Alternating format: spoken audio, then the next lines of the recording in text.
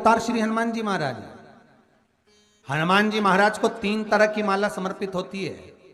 एक आंकड़े के पत्ते की, दूसरी बेलपत्र के पत्ते की, तीसरी पीपल के पत्ते की। ये 3 तरह की माला जब हनुमान जी महाराज को समर्पित होती है। आंकड़े की माला महाराज, आंकड़े के पत्ते की जो माला होती है, ये माला कार्य की सिद्धि के लिए होती है। इसमें एक एक आंकड़े के पत्ते पर सीताराम लिखा जाता है। मात्र एक पत्ता ऐसा होता है जिस पत्ते पर सीताराम नहीं लिखा जाता। 108 पत्ते में से एक पत्ता, बस उस पत्ते को हथेली में रखकर उल्टा हाथ आपको रखना है और अपनी कामना कर कर उस पत्ते को बांध देना है। ये जरूरी नहीं है कि 25 के बाद बांधो, 50 के बाद बांधो या 100 के बाद बांधो, आपकी मर्जी पड़े। उस खाली पत्ते को कहीं पर भी बांध दीजिए और उस माला को अपनी कामना कर कर श्री हनुमान जी महाराज को समर्पित कर दीजिए। माला जब हनुमान जी को चढ़ जाए तब एक घी का और एक तेल का दिया हनुमान जी के सम्मुख में लंबी बाती का लगा देना है महाराज। एक घी का, एक तेल, और अपनी कामना कर कर आप आ जाइए। आपकी वो कामना 2.5 महीना या 3 महीना, इससे ज्यादा नहीं जाएगा, वो कामना बाबा पूरी करेगा। क्योंकि शिव और हनुमान ये सब एक ही स्वरूप है। अगर व्यक्ति के जीवन में बहुत भारी रोग हो गया है, बहुत ज्यादा कष्ट हो गया है, कैंसर जैसी बीमारी भी अगर उसको घेर ली है और किडनी लीवर सब बेकार हो गया,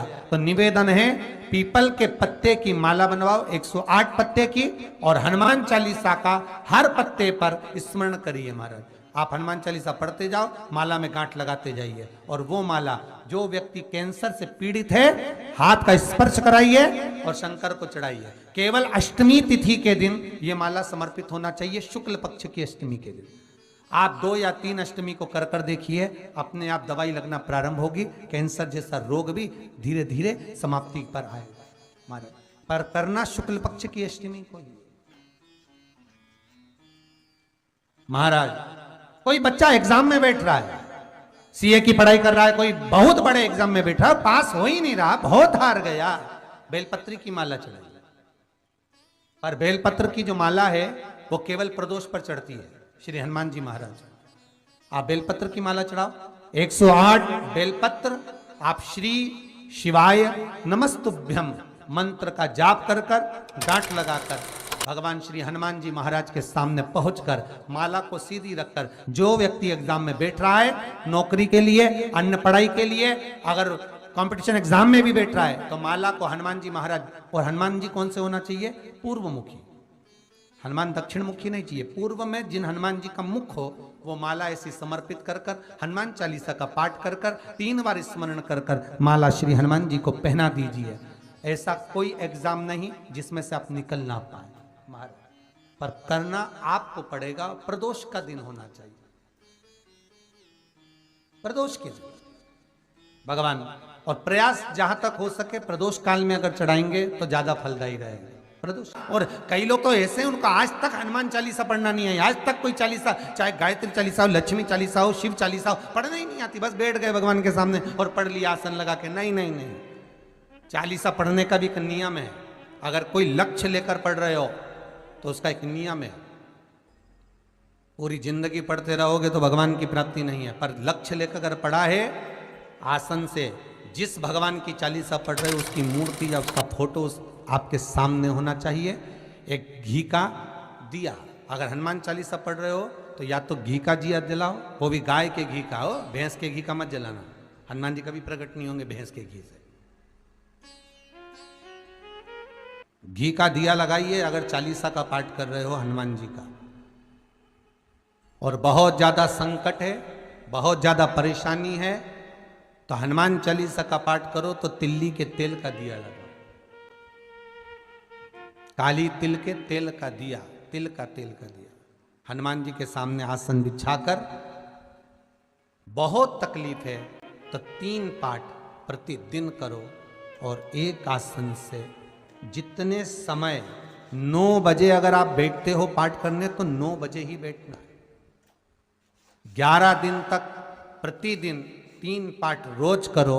एक पानी का लोटा, कलश, तांबे का जल अर्थात तांबे का लोटा हो, स्टील का लोटा हो, तुम्हारे पास जो कलश हो, उसमें जल भरकर एक सिक्का उसमें पटक कर, एक लौंग पटक कर प्लेट से ढक कर रख दो और प्रतिदिन बस टाइम पर बैठकर पाठ करो। 11 दिन पूर्ण होंगे, जिस कामना से आपने पाठ करा है, बस वो सिक्का, वो लौंग कलश में से निकाल लो, जल का आचमन करो और जिस काम के लिए करा है वो जल उस प्रयोग में ले लो। उस प्रयोग, किसी से बात करने जाना है तो वो जल पी कर जाइए, कोई से हाथ मिलाना है तो वो सिक्का, वो लौंग अपने हाथ में रखिए, अपने साथ रखिए। कई लोग कहते हैं हम तो बहुत दिनों से हनुमान चालीसा पढ़ रहे हैं, हम बहुत समय से राम रक्षा स्तोत्र का पाठ कर रहे हैं, हम बहुत समय से ये कर, अरे तो उसको नियम से तो करो। हनुमान चालीसा का प्रागट्य केवल एक दिल से की गई स्तुति। हनुमान जी महाराज की स्तुति, राम जी महाराज की स्तुति तुलसीदास जी ने केवल दिल से करी थी, केवल मन से।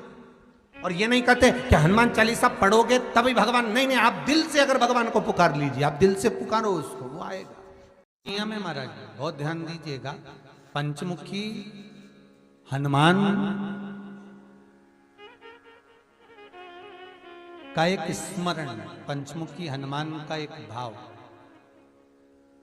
महाराज जैसे बहुत ज्यादा तकलीफ अगर व्यक्ति को हो गई है, बहुत कष्टमय जीवन चल रहा है, हार गए हर जगह से और तकलीफमय जीवन चल रहा है, तो पंचमुखी हनुमान का एक शिव महापुराण का और स्कंद पुराण का एक बड़ा सुंदर मंत्र है। उस मंत्र को आप सब एक बार हमारे साथ में बोलें।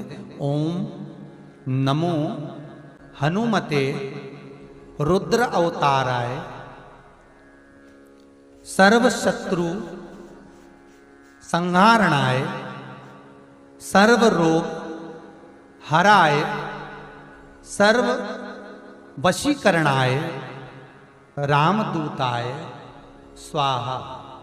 बस इस मंत्र को हाथ में काली तिल लेकर, एक जौ लेकर और गूगल लेकर, थोड़ा सा उसमें गाय का घी डालकर, कंडे को या अग्नि को जलाकर इस मंत्र का 11 बार 21 बार जाप कर कर अपनी कामना कर कर छोड़ दीजिए। कैसा भी रोग हो, बीमारी हो, कष्ट हो, दुख हो, तकलीफ हो, 21 दिन के अंदर वो आनंद आना प्रारंभ कर देता है। इस मंत्र, स्कंद पुराण का, शिव महापुराण का ये मंत्र मूल पंचमुखी हनुमान सुख देंगे। और एक और चीज याद रखिए महाराज, यदि कोई काम के लिए जा रहे हो, कोई व्यापार के लिए जा रहे हो या नौकरी करने के लिए जा रहे हो और लगी नहीं रही, बहुत तकलीफ पा रहे हो, सर्विस ही नहीं लग रही, बहुत कष्टमय हो गया, तो निवेदन करूंगा 5 पीपल के पत्ते पर बेसन के 5 लड्डू घर में बने हुए, गाय के घी के 5 लड्डू रख लो, उस लड्डू के बीचों बीच एक आटे का दिया और उसमें तिल्ली का तेल डालकर इसी मंत्र का प्रयोग कर कर पंचमुखी हनुमान का किसी भी हनुमान के मंदिर में जाकर, दक्षिण मुखी हनुमान के मंदिर में जाकर उसको रख कर आ जाइए। इसके बाद आप उस काम के लिए जाइए, आपका काम सफल हो जाएगा। आपको किसी को नहीं कहना पड़ेगा कि हाथ जोड़ना नहीं पड़ेंगे, किसी के पांव नहीं पड़ना पड़ेंगे, तुरंत काम होगा। बस इस मंत्र का स्मरण कर कर पंचमुखी हनुमान का भूतेश्वर जो मंत्र है वो सुख देने वाला, आनंद देने वाला, सहज नहीं महाराज, सुख की खान है, आनंद की राशियां में। महाराज आप कोई बहुत बड़ा काम करने जा रहे हो, बहुत बड़ा यज्ञ अनुष्ठान, विवाह, शादी आदि आदि फंक्शन करने जा रहे हो, 4 दिन 8 दिन के लिए आप घर से बाहर जा रहे हो और आपको लगता है कि घर में ताला कैसे लगाएं, तो निवेदन है एक तांबे के कलश में जल भर लीजिए और जल भरकर उसमें थोड़ी सी काली तिल डाल दीजिए, भूतेश्वर शिव का नाम लेकर। कौन से शिव का? भूतेश्वर, शमशानवासी भूतेश्वर शिव का नाम लेकर काली तिल डाल दीजिए, कलश को प्लेट से ढक दीजिए, घर के किसी भी भाग में उसको रख दीजिए। उसके बाद आप चले जाओ। किसी की सामर्थ्यता नहीं है कि उस घर में कोई पांव रखे, किसी की सामर्थ्यता नहीं है। और अगर कोई भूले से पांव भी रख दिया तो 22 दिन या 21 दिन के अंदर उसको, जैसे लोगों को हवा आती है, बस उसको चक्कर आना चालू हो, बाल खोल खोल के घुमा मिलेगा। शास्त्र प्रमाण करता है हमारा भूतेश्वर शिव। ये कलश जो होता है ना, जल का जो पात्र होता है, ये साधारण नहीं होता, सहज नहीं होता महाराज। जैसे आज आपने मेरी लाज रखी, रक्षा करी और किसी को आने नहीं दिया, विनती स्वीकार करना। आपका जल पात्र भूतेश्वर के नाम से काली तिल से जहां रखा जाए उस ग्रह में कोई प्रवेश ना कर पाए। शिव जी ने वचन दे दिया, मेरी चंडियां 64 योगनियां, डाकनी, पिशाचनी, चुड़ैल और भूत इस कलश के विराजमान होते ही सर्वस्व फैल जाते हैं, फिर अंदर कोई नहीं आ सकता, भीतर प्रवेश नहीं हो सकता। लगे तो उन्होंने हनुमान जी से कहा कि तुम क्या चाहते हो? हनुमान जी बोले मेरे को जाना है, क्योंकि जहां राम वहां हनुमान। हनुमान जी जब कहने लगे कि मेरे को जाना है, तो राम जी महाराज बोले नहीं नहीं हनुमान, तुझे सबसे ज्यादा प्रिय क्या है? तो कह राम। तो हनुमान तू कह रहा है सबसे ज्यादा प्रिय है राम प्रिय है, तो एक बार जिस समय देवऋषि नारद का अपमान हुआ, विश्वामित्र बाबा का अपमान हुआ, उस समय पर एक राजा ने जब अपमान करा तो तूने उसको राम नाम लिखकर एक जगह पर बिठा दिया और कहा कि तू राम नाम जपते रहे। उसने राम नाम जपा। तब हनुमान याद कर, मेरे सम्मुख में तू खड़ा था और युद्ध होने वाला था, तो तूने क्या कहा था? प्रभु आप इसको मार नहीं सकते क्योंकि ये आपका नाम ले रहा है। राम से बड़ा होता है राम का नाम, आप इसे मार नहीं सकते। तब आपने ये संवाद कहा था, हनुमान बता तेरी प्रियता क्या है? हनुमान जी कहते हैं प्रभु आपने मुझे जगा दिया, क्योंकि मुझे श्राप ये मिला था कि तू जागेगा किसी के जगाने पर, आपने मुझे जगा दिया, इसलिए है नाथ अब मैं जाना नहीं चाहता, सत्संग करना चाहता।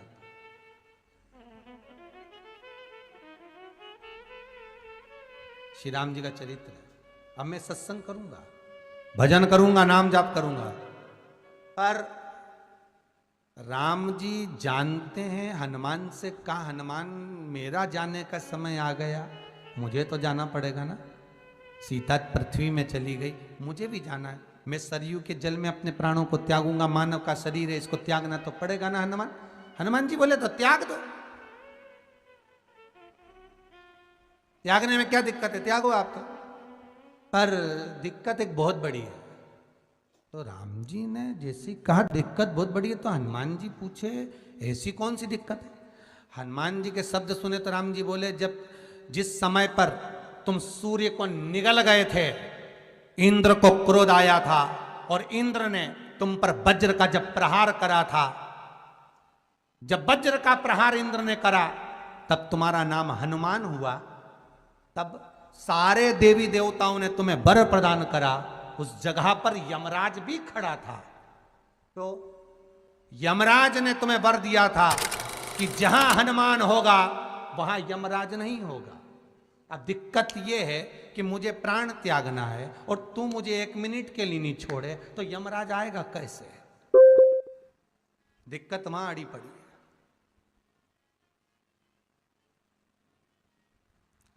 हनुमान जी मुस्कुरा के बोले राम जी महाराज से, प्रभु मैं आपके बिना रह नहीं सकता। तो राम जी बोले मैं भी जानता हूं कि तू मेरे बिना नहीं रह सकता, पर एक काम तो कर सकता है ना। क्या? मैं अगर कोई काम बताऊंगा तो तू करेगा कि नहीं करेगा? हनुमान जी बोले आपका काम और मैं ना करूं, ऐसा कभी हुआ? जरूर करूंगा। ठीक है। बस अब राम जी महाराज ने सोच लिया कि हनुमान को जाने से पहले काम पर लगाना। अब वो कौन सा काम था? बोलो रे भाई। हनुमान जी को कहां काम पर लगाया राम जी ने? किस जगह पर काम पर लगाया? अरे सभी ने रामचरितमानस सुनी है, खूब सुनी, जल्दी बताओ। राम जी महाराज ने प्राण त्यागते समय, सरयू जी में प्राणों को देते समय राम जी ने हनुमान जी को किस काम में लगाया था? कि राम जी ने अपने हाथ की एक मुद्रिका जिस पे राम लिखा हुआ था, वो मुद्रिका एक अयोध्या की एक सरंग में जमीन में डाल दिया और हनुमान से कहा जा जरा ढूंढ के लेके आ, मैं अभी घूम कर आया। और हनुमान जी तलातल रसातल भूमि के नीचे पताल में चले गए उस मुद्रिका को ढूंढने के लिए जिस पे राम लिखा है। और हनुमान जी पूछते भी जा रहे राम कहाँ है, राम की मुद्रिका पड़ी थी, राम की अंगूठी है। अब राम का ही सत्संग करते करते जा रहे और राम जी चले गए सरयू, क्योंकि हनुमान अगर होगा तो यमराज नहीं आ सकता। हनुमान को यहां से हटाना पड़ेगा तब यमराज लेने के लिए आ सकता, तब यम आए। और क्योंकि यम अपने नियम को धारण करेगा, चाहे कृष्ण हो चाहे राम। वही बात फिर याद कर लीजिए, अच्छा कर्म करिए, कर्म का दंड तो भगवान को भी भोगना पड़ता है। अगर कोई अदालत में केस चल रहा है, बहुत बड़ी समस्या में आप पड़ गए, बहुत बड़ा टेंशन बिल्कुल आकर खड़ा हो गया है, तो चंदन, एक लाल चंदन बाजार में मिलता है, पूजन वालों के यहाँ पूछना, लाल चंदन आता है। वो लाल चंदन को घिस कर उसमें थोड़ा सा तिल्ली का तेल डालकर महाराज हाथ में चंदन को लेकर शिवलिंग पर लगाएं और बड़ के पेड़ के नीचे, बड़ के जड़ में जाकर बटकेश्वर महादेव का नाम लेकर उस चंदन को लगाएं। उसी चंदन का हाथ किसी रुमाल पर लगा लीजिए और उस रुमाल को जेब में रखकर कोई बहुत ज़्यादा दिक्कत और परेशानी है उस स्थान पर उसको लेकर बैठ जाइए। मन को भी शांति होगी, कार्य भी सफल होगा और सफलता प्राप्त होगी। बस तुमरुका जी का नाम का उसमें स्मरण करना है, कोई सहज नाम नहीं है। फिर निवेदन करूंगा, नारी अगर बच्चे को जन्म देती है और बच्चा 4 महीना 6 महीने तक गर्भ में रहता है, उसके बाद अवर्षण हो जाता है, तो एक नारियल पर, श्रीफल पर स्त्री के हाइट की मोली, मोली मतलब नाड़ा जो हाथ में बांधते हैं लच्छा, उसको नाप लीजिए और तुमरुका जी का नाम लेकर उस नारियल पर लपेट कर अपना नाम और गोत्र बोलकर शंकर जी के शिवलिंग के पास में जो जलाधारी होती है चारों तरफ, शिवलिंग के पास में वहां रख दीजिए। शिव के शिवलिंग का स्पर्श करिए, एक बेलपत्र उठाकर मंदिर की चौखट पर खा लो तुमरुका जी का नाम लेकर। महाराज होने वाला जो बच्चा है वो पूर्ण होगा, बीच में अवर्षण नहीं होगा, बच्चा समाप्त नहीं होगा महाराज, और स्वस्थ उत्पन्न हो। ये तुमरुका जी का नाम जीवन में सुख की अनुभूति कराने वाला है, आनंद की अनुभूति कराने, सहज नहीं है। शंकर का अनुमोदन, शिव का स्मरण, स्वयं शंकर और पार्वती भगवान आनंद के साथ में चलते। और कई ऐसी हैं जिन्होंने बांधी और तो नहीं हुई है, तो उसके लिए भी ध्यान रखिएगा। 18 साल हो जाएं, कई माताएं कहती है गुरुजी हमने सफेद आंकड़े की जड़ बांधी और मान लो संतान हुई। और कई ऐसी हैं जिन्होंने बांधी और तो नहीं हुई है, तो उसके लिए भी ध्यान रखिएगा।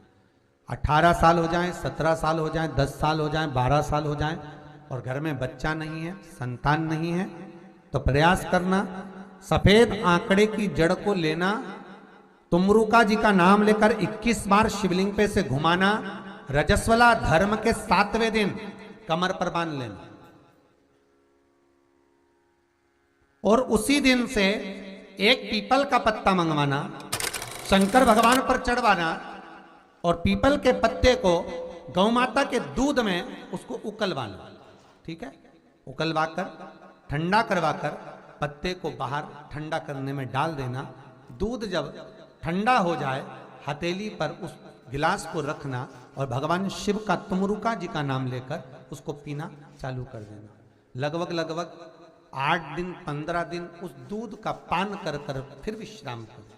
मारो, संतान की प्राप्ति अवश्य होगी, संतान अवश्य प्राप्त होगी।